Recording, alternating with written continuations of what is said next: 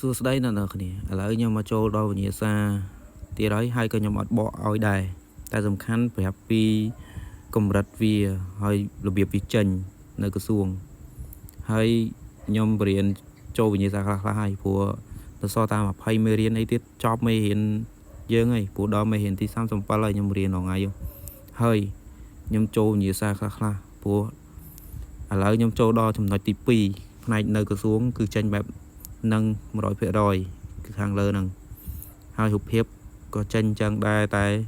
អធិស្ឋានវាមិនមែនចេញចឹងទេតែសំខាន់វាតម្រង់វាចេញបែបហ្នឹងទាំងមូលចឹងតម្រង់មកចេញមកអញ្ចឹងតែវាមិនមែនប្រកាសចេញថារូបភាពហ្នឹងទេយល់ទេអាចនឹងចេញរូបអីផ្សេងឬក៏ចេក2ស្និតឬក៏ដប5ដបអីចឹងណាឥឡូវគេនេះឃើញមើលប្រូកូម៉ាត់នឿនដាណូណាមុនចាំងើខូឬស៊ីបស៊ីអូសូមជ្រើសរើសនេះមើលខាងក្រោមហើយសូមជ្រើសរើសចម្លើយមួយណាដែលត្រឹមត្រូវណាអធិស្ឋានកំហុសខុសឆ្គងត្រង់ណាមួយទុកជាមុនអ្នកនរគ្នាអញ្ចឹងតិចនិចដែលយើងត្រូវមើលទាំងណាអញ្ចឹង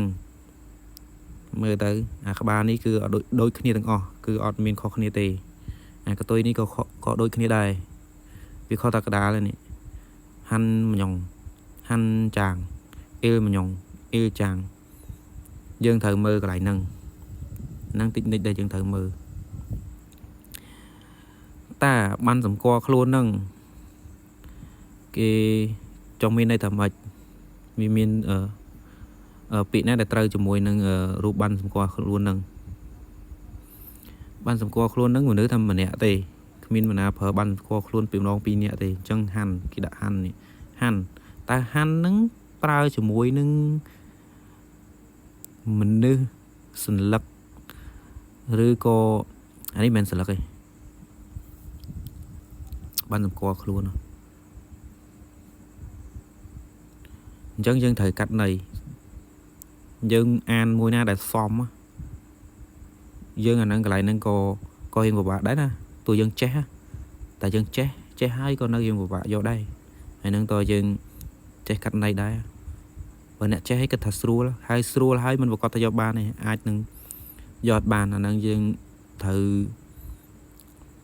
ច្បាស់រូបភាពហ្នឹងដែរយើងឲ្យស្គាល់ពីរូបភាពថា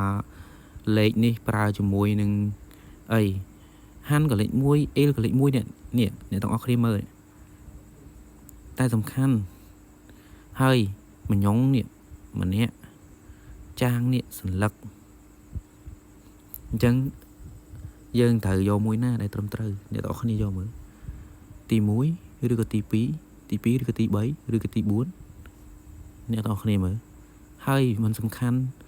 ពាក្យនេះគឺអត់ខុសគ្នាទេដូចគ្នាទាំងអស់ហើយពាក្យមួយណាក៏ត្រូវដែរតែសំខាន់អ្នកទាំងអស់គ្នារៀនឲ្យដឹងថាបកឲ្យចេញហើយឲ្យដឹងថាយើងប្រើមួយណាបានសមជាងបើសិនករណីថាពាក្យនេះខុសឆ្លាស់ពាក្យនេះខុសឆ្លាស់ពាក្យនេះខុសឆ្លាស់យើងឲ្យយកនេះក៏ត្រូវនេះហាន់ចាងមួយសន្លឹកត្រូវតែករណីដែលថាបើពាក្យនេះមិនមែនជាពាក្យហ្នឹងពាក្យអីផ្សេងពីហ្នឹងពាក្យទី3ផ្សេងពីហ្នឹងទី4ផ្សេងពីហ្នឹងយកទី1ក៏ត្រូវដែរហាន់ម្ញងម្នាក់មួយនាក់នេះគឺម្នាក់គឺត្រូវទាំងអស់តែមួយណាដែលសមជាងគេអ្នកទាំងអស់គ្នាគិតមើលយើងត្រូវរៀនអញ្ចឹងវិញ្ញាសានៅក្រសួងគឺអ្នកចេះគឺស្រួលអ្នកដែលមិនចេះគឺវិបាកខ្លាំងអ្នកដែលចេះស្រួលខ្លាំងអត់មានធម្មតាទេទៅក៏ជាប់អ្នកចេះជាប់មិនចេះជាប់នឹងអត់ទេគេនិយាយតែគេហ្នឹងកុំស្ដាប់សំខាន់យើងចេះអញ្ចឹងយើងរៀនបានច្រើនហើយរៀនឲ្យយល់ពីលេខនោះថាយើងប្រើហើយប្រើជាមួយសន្លឹកឬក៏ជាមួយនឹងមនុស្សសម្រាប់លេខអ៊ីលម្ញងមួយនាក់អ៊ីលចាងឬក៏មួយសន្លឹកបានសម្គាល់ខ្លួនហ្នឹងប្រើជាមួយអ៊ីលឬក៏ជាមួយហាន់អ្នកនរគ្នាយើងត្រូវយល់ហ្នឹង យើងត្រូវរៀនអាហ្នឹងចំណុចដែលចុងក្រោយបំផុតខ្ញុំប្រាប់ឲ្យអស់ហើយយើងត្រូវរៀនលេខឲ្យដឹងដែរត្រូវយើងទៅមើលលេខរបស់ក្រេឬក៏លេខចិនហ្នឹងឲ្យដឹងថាយើងប្រើជាមួយអីហើយអារូបភាពហ្នឹងគេហៅមញងឬក៏ហៅចាងឬក៏ហៅសន្លឹកយើងទៅស្វែងយល់ទាំងក្រោយសិន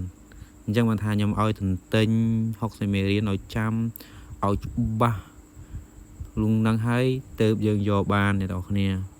តែបើចង់អត់ច្បាស់ក្នុងទេហ្នឹងហើយចាក់ខ្សែហើយធ្វើម៉េចបើវាត្រូវទាំងអស់នោះគឺវាបែបហ្នឹងឯងអាហ្នឹងចំណុចដែលខ្ញុំចង់ប្រាប់តែប៉ុណ្្នឹងទេអញ្ចឹងនិយាយសារខ្ញុំអត់បកឲ្យទេគ្រាន់តែប្រាប់ប៉ុណ្្នឹងទេនៅពេលដែលខ្ញុំបរៀនអស់60មេរៀនហើយចាំខ្ញុំបញ្យល់ហើយបកឲ្យខ្លះអានេះខ្ញុំគ្រាន់តែចូលលក្ខណៈ 10% 20% នៅក្នុងការបញ្យល់ទេខ្ញុំអត់ទាន់បញ្យល់ដល់ជ្រៅខ្លាំងទេអញ្ចឹងយើងចាប់ចូលតិចប៉ុណ្្នឹងមក